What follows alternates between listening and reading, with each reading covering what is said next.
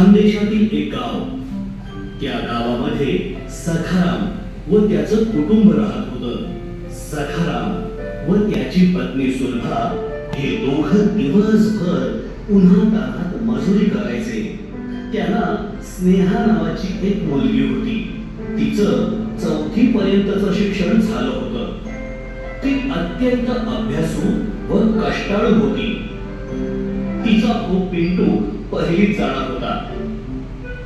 गावात 4थीच्या पुढचे वर्ग नव्हते. वडील आपल्याला शिक्षणासाठी परगावी पाठवतील का असं सारखं स्नेहाला वाटायचं. बबली नावाची तिची मैत्रीण शिक्षणासाठी शेजारच्या गावी जाणार होती. स्नेहालाही तिच्यासारखं आपण पुढे शिकावं असं वाटायचं.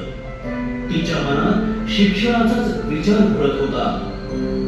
एके दिवशी नेहमीसारखं काम संपवून सखाराम व सुलभा घरी आले. मुलांना घरी ठेवून ते दोघं शेतावर गेले होते.